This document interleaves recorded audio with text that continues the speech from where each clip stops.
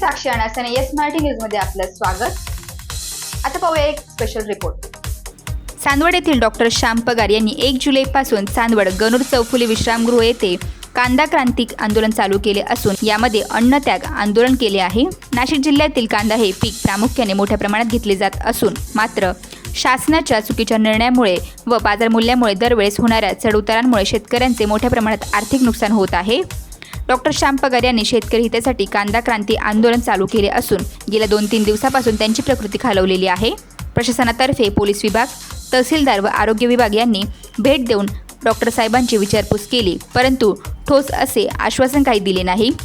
सध्या मुंबई येथे अधिवेशन चालू असून लोकप्रतिनिधींनी या आंदोलनाची माहिती सरकारपर्यंत पोहोचवावी व शेतकरी हितासाठी ठोस निर्णय घ्यावा अशी मागणी यावेळी करण्यात आलेली आहे। भोयगाव गेले 4 दिवसापासून आम्ही रोज इथे येतोय। आज डॉक्टर श्याम पगार यांनी गेले 4 दिवसापासून अन्नत्याग उपोषण या ठिकाणी केलेलं आहे आणि त्यांची एकच मागणी की शेतकऱ्यांना जे पाहिजे ते तुम्ही का करत नाही, फक्त शेतकऱ्यांच्या नावावर फक्त मतं मागण्याचं। आता 3 महिन्यामध्ये इलेक्शन लागणार आहे आणि त्याच्या नावाखाली, अधिवेशनाच्या नावाखाली लोकांना फक्त आमिष दाखवतायत, प्रत्यक्ष कृती कुठल्याही प्रकारची करत नाही। आज कांद्याला कमीत कमी नाही म्हटलं तर 5,000 रुपये भाव मिळाला पाहिजे। आज एकरी साधारण जवळजवळ 80,000 ते 90,000 रुपये टोटल खर्च लागतो आणि आता त्याच्या पत्रात काय पडतंय, आज 1,000-1,500 रुपये कांदा विकला जातो। शेतकरी जगणार कसं? नुसतं म्हणता की आम्ही शेतकऱ्यांसाठी काम करतो, शासन शेतकऱ्यांसाठी आहे। आजपर्यंत कुठल्याही सरकारने शेतकऱ्यांसाठी काम केलं नाही।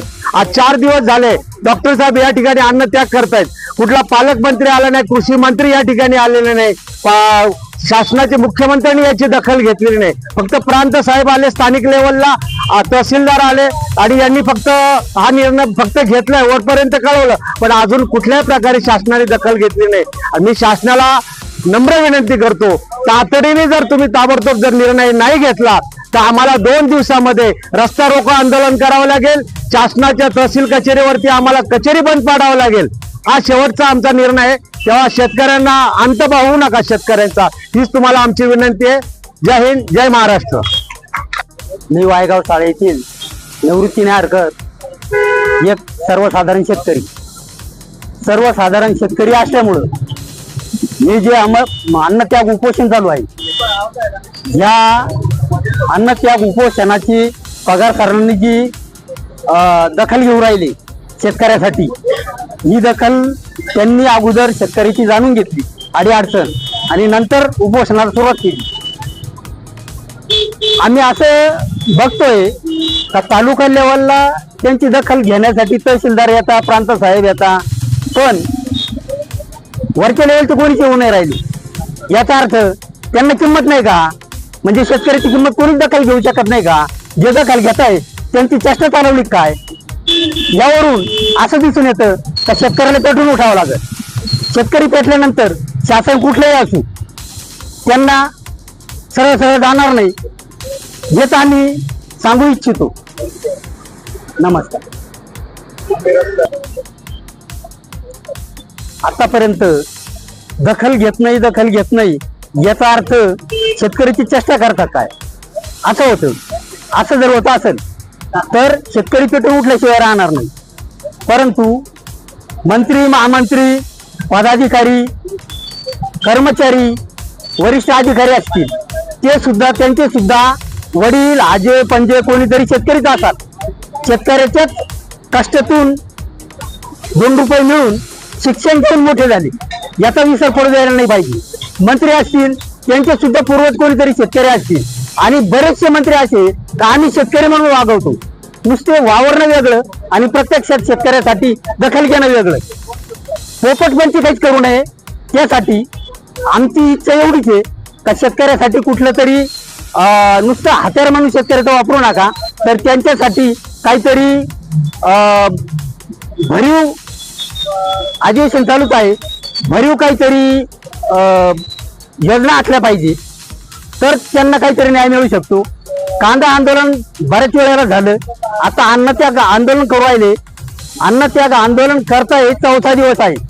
4 दिवसापासून पगारदारांच्या पोटात भाकर नाही, अन्न नाही।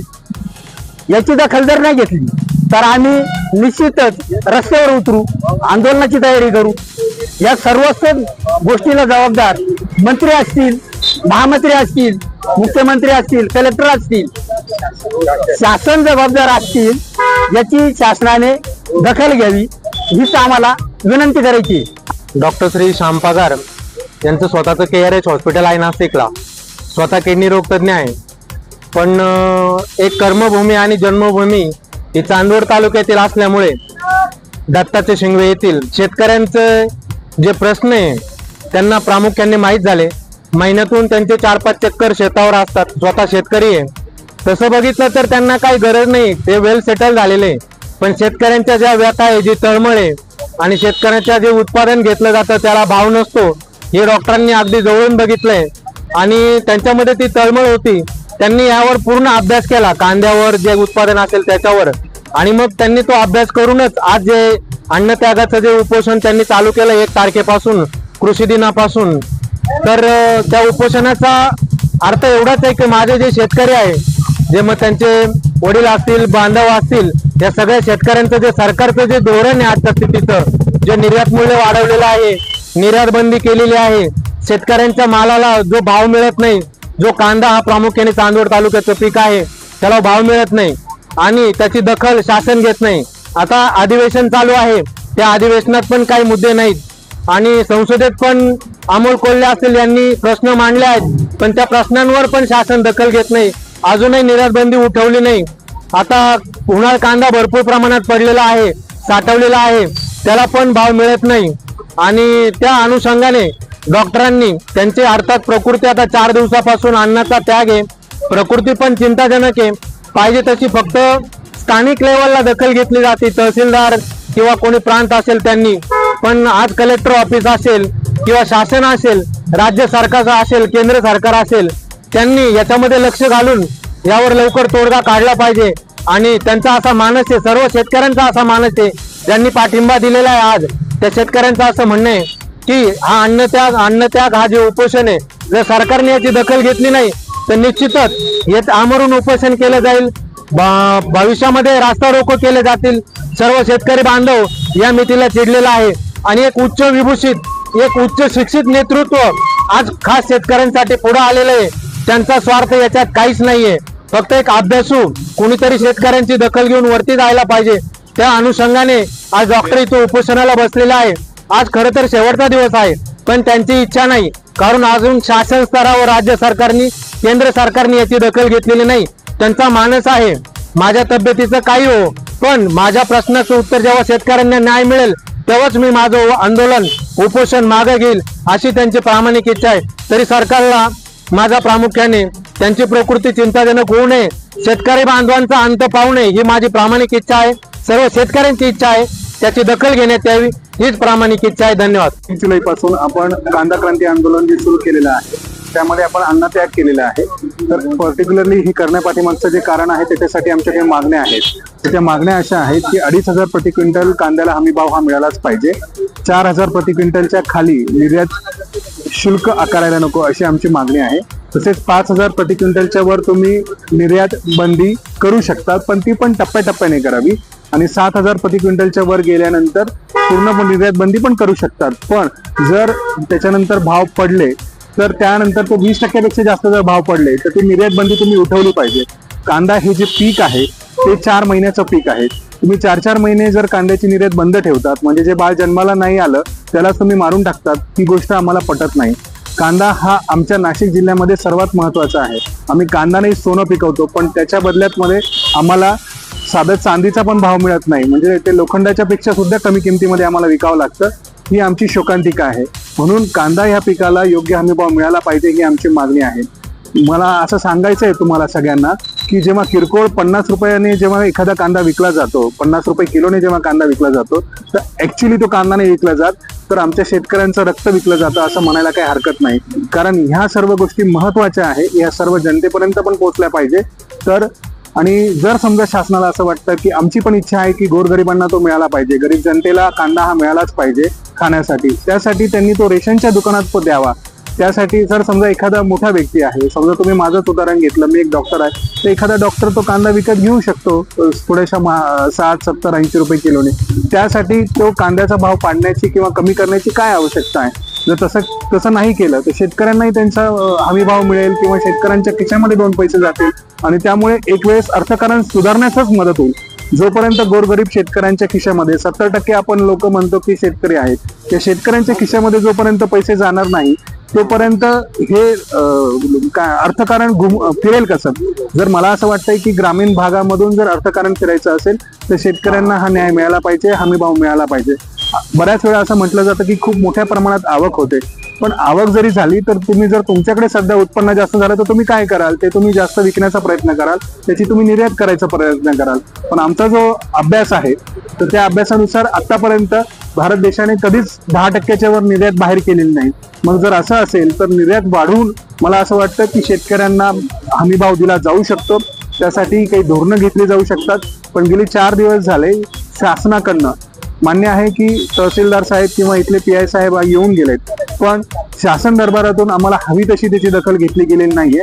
आमचा हे करण्याचा प्रयत्न की शासनाला सेन्सिटाईज करणं हा आहे, त्यांना याची सहानुभूती व्हावी किंवा आमचा हा प्रश्न महत्वाचा आहे याकडे त्यांचं लक्ष वेधावं, हा आमचा प्रामाणिक उद्देश आहे आणि या उद्देशाला धरूनच हा अन्नत्यागाचा निर्णय आम्ही घेतलेला आहे. तर मला असं वाटतं की ही गोष्ट जी आहे मला तुमच्या सगळ्यांच्या माध्यमातून जनतेला पण कळवायची की आम्ही कुठल्याही ग्राहकाच्या विरोधात नाही आहोत. आमचा जो मेन मुद्दा आहे की आमच्या शेतकऱ्यांना हमीभाव मिळावा हा एकमेव हेतूने, कारण तसं झालं तरच शेतकऱ्याची परिस्थिती बदलेल. आज शेतकऱ्याच्या मुलांची लग्न होत नाही, त्यांच्या मुलांच्या शिक्षणाला प्रॉब्लेम येतात आणि अशा परिस्थितीमध्ये शेतकऱ्याच्या मुलांमध्ये बेरोजगारीचं प्रमाण वाढलेलं आहे. कंपॅरेटिव्हली तुम्ही जर बघाल की शहरापेक्षा ग्रामीण भागामध्ये बेरोजगारीचं प्रमाण वाढलेलं आहे आणि एकीकडे शेतीला हमी भाव नाही. या सगळ्या गोष्टी एकत्रित केल्या तर शेतकऱ्यांचं जीवनमान खालावत चाललेलं आहे दिवसेंदिवस. तर ह्या सर्व गोष्टींसाठी मला असं वाटतं की आमचा जो तालुका आहे, पर्टिक्युलरली तुम्ही असं म्हणाल की म्हणजे चांदवड तालुका असेल, नांदगाव तालुका असेल किंवा देवळा किंवा आणखी अन्य काही नाशिक जिल्ह्यातली जी महत्वाचे तालुके आहेत यांच्याकडे आमच्याकडे एकच पीक होतं. महिन्यातून एकदाच वर्षातून आमच्याकडे एक महत्वाचं पीक होतं आणि ते म्हणजे कांदा. आणि तो जेव्हा मार्केटमध्ये येतो त्याच वेळेस बऱ्याच वेळा निर्यात बंदी केली जाते. माझं असं म्हणणं आहे की जो शेतकरी आहे तो 2 किंवा 3 पिकं घेतो त्यापैकी एक कांदा पीक घेतो आणि जो शेतकरी फक्त कांदा ही एकच पीक असतो त्या एकाच पिकावर अवलंबून आहे, याच्यासाठी सुद्धा धोरणात्मक बदल हा केला गेला पाहिजे. ज्या शेतकरी एकाच पिकावरती, कांद्याच्या एका पिकावरतीच फक्त अवलंबून आहेत त्यांच्यासाठी काहीतरी योजना केल्या गेल्या पाहिजे किंवा त्यांना हमीभाव कसा मिळेल किंवा त्यांच्या खिशात कसे पैसे जातील या दृष्टीने शासनाने वेगळा न्याय त्यांच्यासाठी सुद्धा लावावा अशी आमची कळकळीची विनंती आहे. कारण आमचा आज जरी थोडाफार भाव जर कांद्याला आहे असं काही जण म्हणतात आणि असं असताना तुम्ही आंदोलन का करतात असा प्रश्न केला जातो. पण मला असं म्हणायचं आहे की आज कांद्याला भाव आहे पण आमच्याकडे विकायला कांदा कुठे आहे? आज चांदवड तालुक्यामधले किती शेतकऱ्यांकडे कांदा आहे विकायला? तर ही गोष्ट पण तेवढीच महत्वाची आहे. मला असं वाटतं की जर समजा शेतकऱ्याला जर हमीभाव मिळाला तर या गोष्टी होतील आणि त्यासाठी सर्वात महत्वाची गोष्ट आहे की शासनाने सेन्सिटाईज होणं या गोष्टीविषयी फार महत्वाचं आहे आणि ते झालं तरच आम्हाला न्याय मिळेल असं आम्हाला वाटतं.